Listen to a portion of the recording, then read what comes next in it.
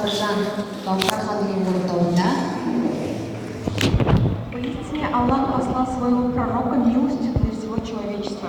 В Священном Коране Всевышний Аллах сказал: для вас посланник Аллаха образцовый пример для тех, кто надеется на милосердие Аллаха и на благо последнего дня и поминает Аллаха, часто и в опасности, и в мольбе, и в трудностях, и в благосостоянии. Сура Аксаб, 21 аят. Он до прихода ислама был образцовым, обладал очень высокими нравственными качествами. Он был очень добрым, ему все доверяли, вплоть до того, что прозвали его Мухаммад Амин, что с арабского означает достоверный. Давайте посмотрим краткий монолог.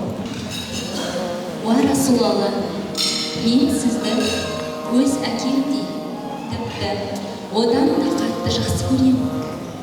Сіз мен үшін барша дүниедегі ең қымбат жансыз. Мен де сіздей жүрегі жаралы жетіммін. Өйткені сіз де туылмай жатып әкеңізден 6 жасыңызда жаныңыздан ажырап қалдыңыз. Сол кезде қандай күй кештіңіз екен? Өзге балалар ата-анасының мойнына асылып, аттарына мініп жатқанда, сіз не ойладыңыз екен? Талай рет анаңыз да өз түсіңізге енген шығар. Иә, бұл күй маған таныс, жақсы таныс. Көшеде бір жетім баланы көргенде шыдай алмай дереу жанына жетіпсіз.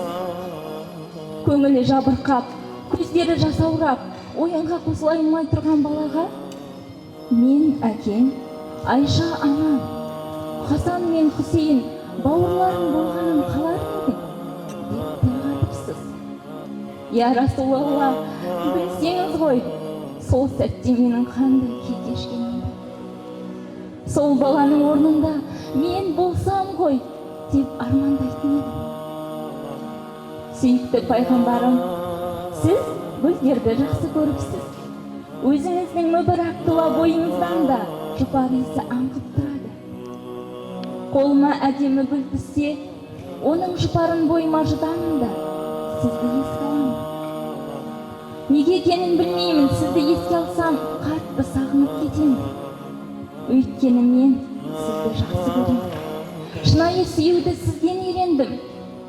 Маңайымдағы адамдардан жаныма сая таппай жалғыз қалған сәтте сізді еске аламын. Сізде талай теперіш көрдіңіз, жалғыз қалдыңыз, солай емес пе? Таиф қаласының түк білмес балалары қолына тас алып, лақтырғанда сіздің тісіңіз қанап, маңдайыңыз жарылып, тағы біреулер сіз намаз оқып тұрғанда түйенің лас жемтігін бастырмалатуға қалай дәттері бар деген. Құдайдан үміті жоқтар. Әбу Талиб көкеңіз жоқ деді ме? Сол сәтте жылап тұрып, көкетай, жоқтығыңыз тез-ақ сездірдіңіз деген сөзіңіз есіме түседі. Сол сәтте нұрлы Меккеден өзіңізге қарай бір адам жүгіріп басып келе жатты. Бұл кім деді білмейтіндер. Бұл Мұхаммед қызы Фатима ғой. Я, ол әйелдер әлемінің ханшайымы Фатима екен. Түр-түсі де өзіңізден аумайды. Күлгені де, жылағаны да сізден қатты ұқсайды. Келді де сіздің бет жүзіңізді сүрте бастады. Ал сіз болсаңыз, жылама қызым, жылама деп, оның көз жасын сүртумен әлбетте. Уа Расулалла, мен сізді көргім келетін. Сізбен бір дастарханда отырғым келетін. Сіздің маржандай тістеріңіздің арасынан шыққан әр сөзіңізді өз құлағыммен естігім келетін. Сіздің маңдайыңнан сипаған жұмсақ алақаныңызды сезгім келетін. Сіз жүрген жолдармен жүргім келетін. Бәрінен де қаларым сізді бір көру. Бірақ аман қанша, арада 14 ғасыр қашықтық бар. Алла тағаламнан тек қана сабыр тілеймін. Желдей жүйрік көңілім біресе Меккеге, біресе Мединеге қарай зырлайды. Өзіңізді бір көруге ынтықтымын. Мен сізді көрмесем де қатты жақсы көремін. Дәл бүгін сіз барша үмметіңіздің атынан сәлем жолдаймын, уа Алланың елшісі. Көп рахмет, Алла разы болсын. Ислам дінін жеткізу пайғамбарға оңайға соққан жоқ. Осы жайында бізге біраз мәлімет беру үшін Рудный қаласы Нұр мешітінің ардақты ұстазы, аяулым ұстазы ортаға шақырамыз. Бисмиллахир-рахманир-рахим. Алхамдулиллахи роббил аламин. والعاقبة للمتقين والصلاة والسلام على سيدنا المرسلين وعلى آله وأصحابه أجمعين. Азғарылған шайтаннан, я Аллахым, бір өзіне сыйынамыз. Күллі әлемнің жаратушысы болған, күллі әлемнің патшасы болған Аллах Тағалаға сансыз мақтау, мадақтаулар болсын. Бүгінде Маулид мерекесі тойланып отырған пайғамбарымыз саллаллаху алейхи вассаламға сансыз салауаттар болсын. Жалпы баршаларыңызға Маулид мерекесі мүбәрәк құтты болсын. Осы айда қылған дұғаларыңыз, құлшылық ғибадаттарыңыз, айтқан салауаттарыңыз Аллахтың дәрегейінде қабыл алынып, қиямет күні біздің орнымыз пайғамбарымыз саллаллаху алейхи вассаламның жанында болуын Аллахым нәсіп етсін, иншалла. Енді біз пайғамбарымыз саллаллаху алейхи вассаламның өмір баянын оқығанда пайғамбарымыздың өмірінің өзі оңайға соқпағанын білеміз. Пайғамбарымыз саллаллаху алейхи вассалам 40 жасына дейін Алланың алдында сыналды. Тумай жатып әкесінен айырылды, 6 жасында анасынан айырылды. Сондай бір қиын қыстау кезеңдерден өтті. Кейін Аллахтың қалауымен 40 жасында пайғамбарлығы беріліп, пайғамбарлығы берілгеннен кейінгі өмірі де өте сынаққа толы, сондай бір қиын өмірден болды. Негізі Алла Тағала адамның басына шыдамайтын сынақ бермейді. Себебі Алла Тағала қасиетті Құранда айтады, мен адам баласына төзбейтін сынақ бермейін деп айтады. Дәл солай, егер Алла Тағала адам баласына бір сынақ беретін болса, Аллахтың елшісіне Алла Тағала 2 есе сынақ берген екен. Тіпті пайғамбарымыз саллаллаху алейхи вассалам ауырған кезінде ғалымдардың айтуы бойынша 2 адамның ыстығы беріледі екен. Егер бізге бір адамның ыстығы 39-40 градус берілетін болса, ғалымдардың айтуы бойынша пайғамбарға 2 есе ыстық, яғни шамамен 80 градусқа жақын сондай бір ыстық, жаңағындай қызу беріледі екен. Дәл солай пайғамбарымыз саллаллаху алейхи вассалам барлық нәрседе де өзінің шыдамдылығымен Аллахтың сынағының барлығынан да өтті. Бірақ бұл сынақтарды айтып жатқанда мен ауызбен айтып, сіздер құлақпен естіп қоя салмайық. Бұл сынақтардың барлығында жүректің сүзгісінен өткізу керек. Сол кезде бізде сұрақтар болмайды. Жаңағы мешітте отырған кезде көп шәкірттер келеді, ұстаз, мен иманым әлсіреді, намазға деген құлшылығым, хушуғым жоқ, Құранға деген махаббатым жоқ деген сұрақтар қояды. Не себепті ондай сұрақтар қояды? Себебі олар пайғамбарымыз саллаллаху алейхи вассаламның көрген титтей нәрсесін де көрген жоқ. Егер пайғамбарымыз саллаллаху алейхи вассаламның сирасын оқып, Аллахтың Құранына амал ететін болса, Аллах Тағала біздің иманымызды көтеріп қояды, иманымыздың дәрежесін асырып қояды. Пайғамбарымыз саллаллаху алейхи вассаламның мысалы жақында біз жарыс өткіздік, сирадан жарыс. Әйел кісілер 20 әйел кісіге қатысты. 20 әйел кісінің біреуі де қалмай маған жазды. Ұстаз, сіздерге Алла разы болсын, осындай жарыс ұйымдастырыпсыз. Мен деген пайғамбардың өмір баянын білмейді екем. Осы кітапты оқып, жылап оқып отырып оқыдым дейді ғой. Жылап оқыдым дейді. Соның біреуін де білмейді екем дейді. Шындығында егер Аллахтың өмір баянының барлығын оқып шығатын болсақ, біз Аллахтың елшісіне дінді бізге жеткізуге оңай соқпағанын байқаймыз. Және Аллах Тағалаға осы күнге дейін бізді мұсылман қылған, және осы күннен кейін өлер шағымызда ла илаха иллаллах Мұхаммаду Расулаллах деп тіліміз калимаға келіп, мұсылман болып осы дүниеден озып, қияметте пайғамбардың шапағатына бөленуімізді Аллахтың нәсіп етсін иншалла баршамызға. Енді пайғамбарымыз саллаллаху алейхи вассаламның басынан өткен қиыншылықтарының бірнешеуін айта кетейік. Ол көп сыналды, көп қиналды, бірақ бірнешеуін айтатын болсақ, пайғамбарымыз саллаллаху алейхи вассалам 40 жасына дейін бәріміз білеміз әмин болды. Ешқандай да бір өтірігі жоқ. Барлық нәрседе шыншыл, барлық нәрседе адал болған пайғамбарымыз 40 жасында пайғамбарлығы келгенде оған адамдардың барлығы да сенді. Бірақ шайтан аузубилля азғырып, басқа адамдар Абу Лахабтан бастап басқа да мүшриктің баскесерлері пайғамбарымызға саллаллаху алейхи вассаламға қарсы тұрды. Міне пайғамбарлық міндеткерлігі пайғамбарымызға жүктелді. Ол міндеткерліктің жүктелгеннің өзінде пайғамбарымыз саллаллаху алейхи вассалам Жибрил алейхиссаламның толық бет бейнесін көрді. Мысалы айтады, Жибрил алейхиссалам періштелердің ең үлкені, бір қанатын жапса жер бетінің оң жағын, екінші қанатын ашса жер бетінің сол жағын алып кететіндей дейді. Міне сондай үлкен періштені көргеннің өзінде біздің жүрегіміз жарылып кетер еді. Ал пайғамбарымыз саллаллаху алейхи вассалам Аллахтың қалауымен сол нәрсеге шыдады.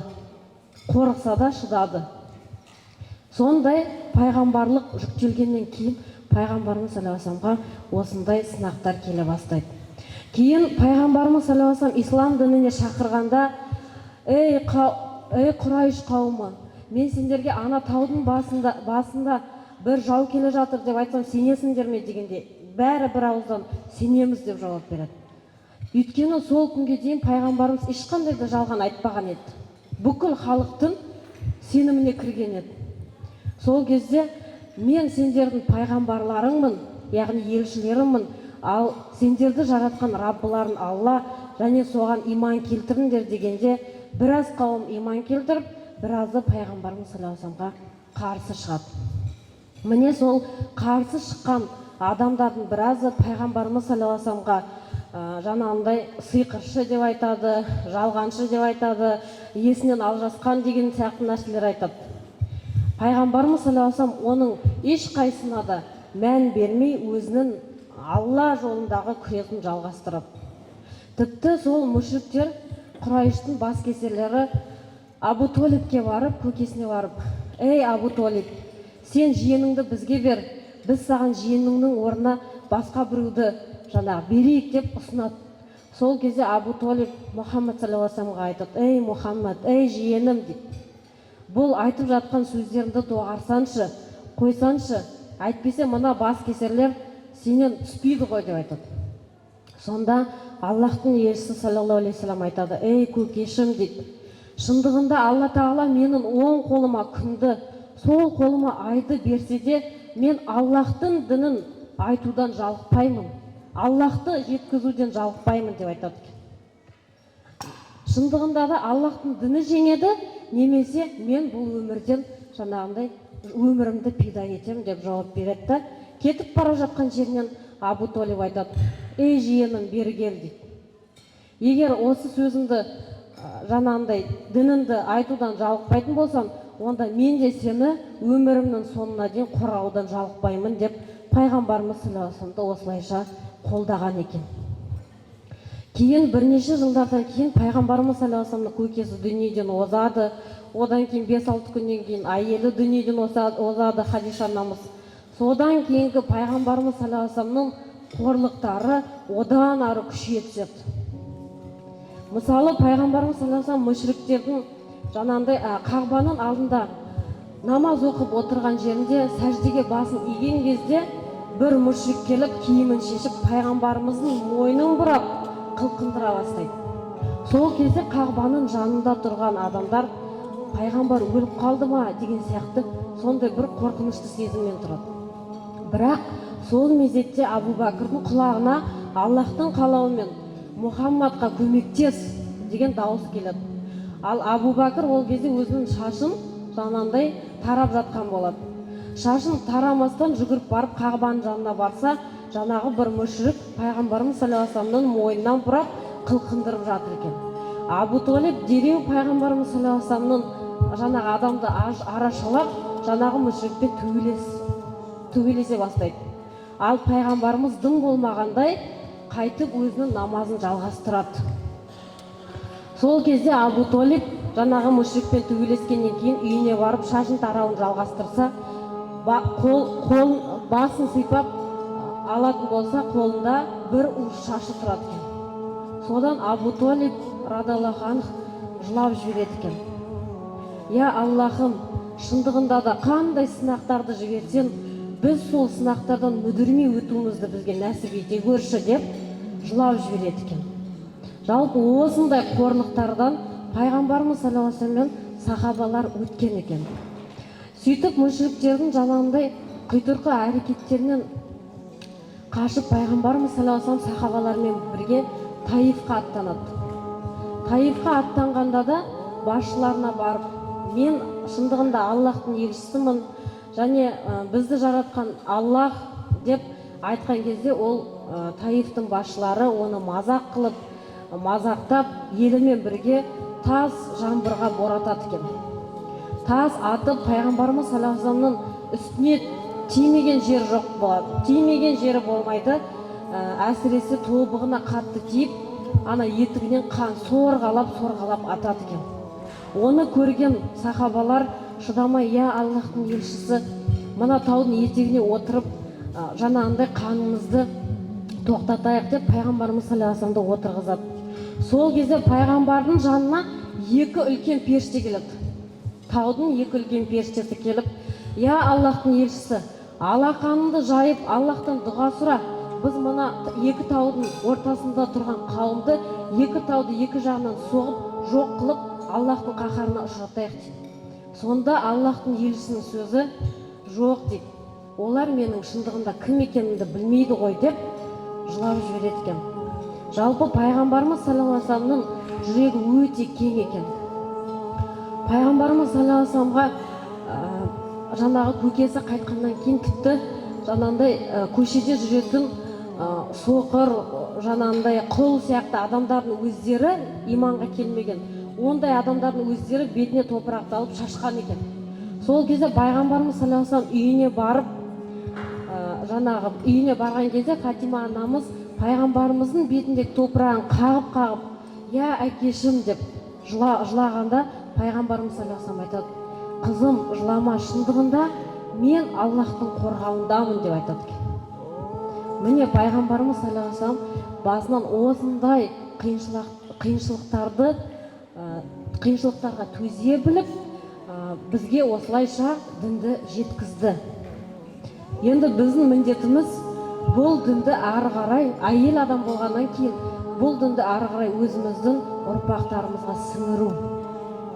Себебі әйел адам бір қолмен бесікті, бір қолмен әлемді тербетеді. Енді пайғамбарымыз саллаллаху алейхи вассаламнан ғалымдар айтады, не себепті сондай қиыншылықтарға тап болды. Мысалы, көбісі ойлайды ғой, неге алақанын жайып Аллахтан сұрай салмады екен деген сияқты ой келеді. Не себепті? Себебі Алла тағала айтады, пайғамбарымыз саллаллаху алейхи вассалам айтады, мен мұғжизаны пайдаланбаймын дейді. Мен Аллахтың алдында көркем мінезді пайғамбар болғым келеді. Яғни ол өзінің көркем мінезділігімен қаншама үмметті өзіне үммет етіп алды.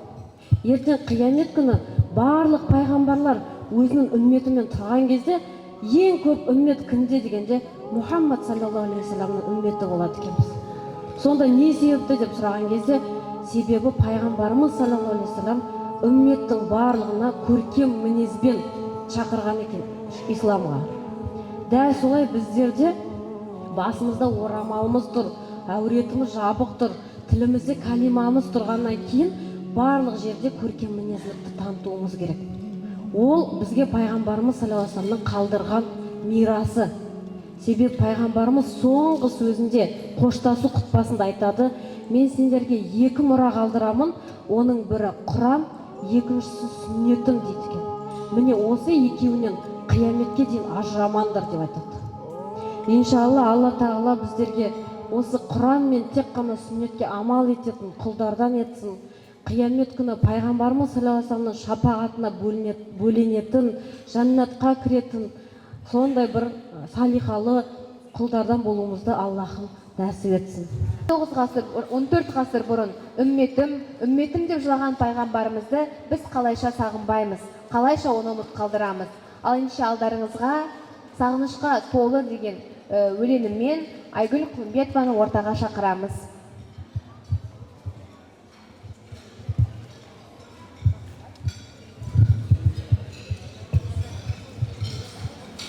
Ұяттың өзі ұят саналып, әжелер жаулық тақпаған кезде, сақал орамал сыртымыз қалып, ішінен үнін таппаған кезде, көңіл құлазып, жүрек үнінен іздеймін сен, я Расулалла.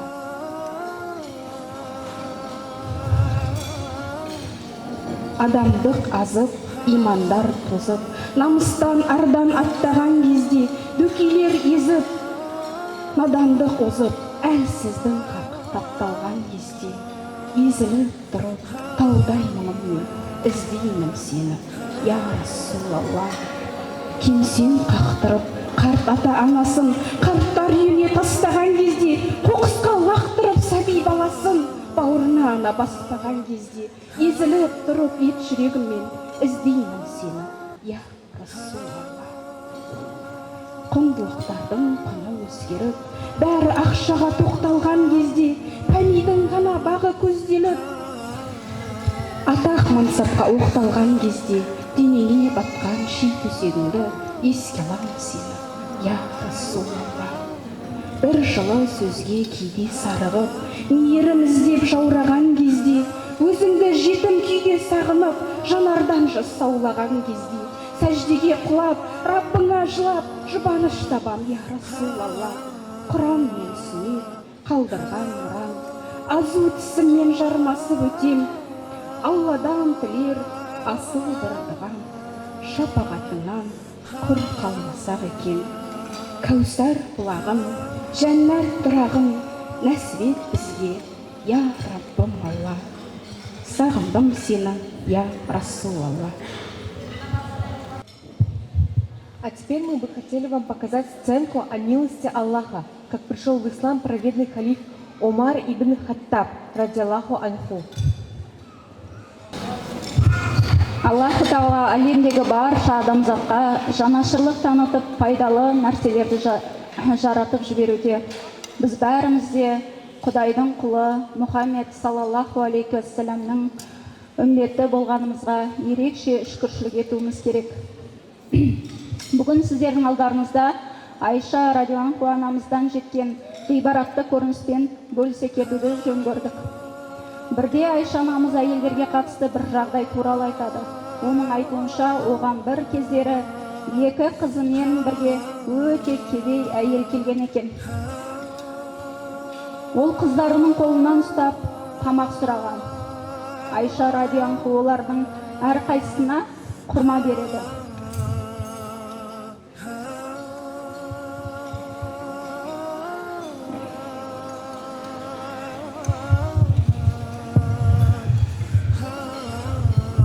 Бірақ әйел құрмасын жеуге тырысқанда, қыздары өз құрмаларын жеп болып, аналарын қолындағы құрманы сұрайды.